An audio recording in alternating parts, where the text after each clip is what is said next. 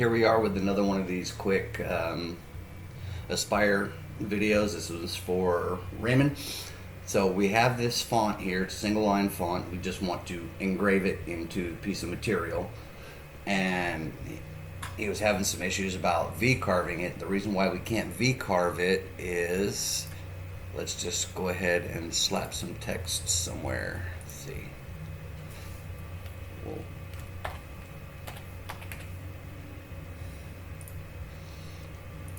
So here we have basically the same name, but it has width to the lines. But first we're going to tackle this. So first thing we want to do is this is just going to be a line engraving. So we're going to highlight everything that we want. And they're grouped together, so that's good. We can just click on one and it groups it together. Then we're going to come up here to the quick engraving tool path. Okay, now we have to set our tool. So for this, I'm just going to select the 60-degree and select that. Now we don't need to worry about outline or fill in because we have nothing to fill in. So we're just going to do outline, and now we have to tell it how deep, how much depth do we want to cut. So we're going to go 50 thou first. Now I'm in inches, and then just calculate it. And here you can see we have the tool path, and we can come over here and preview it. And I always like to set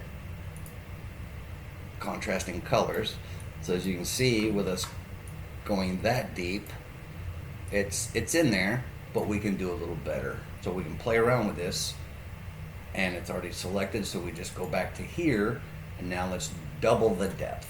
So instead of 0.05, we're going to do 0.1, and then calculate. So it does our toolpath. We'll just reset the preview, and then preview all toolpaths.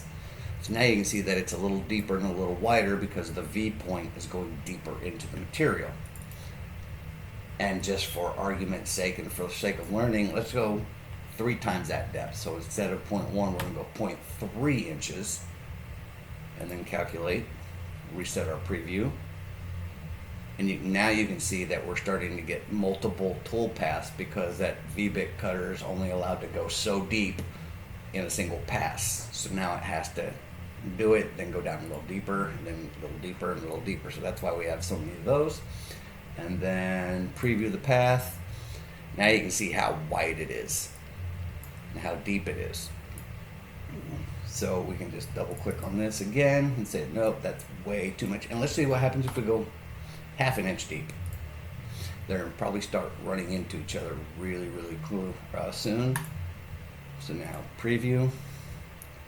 Yeah, you can see things are starting to get really small here, and we're getting a straight wall now because that V-bit is only so wide. So now it's plunging straight down into the wood. So we don't want that.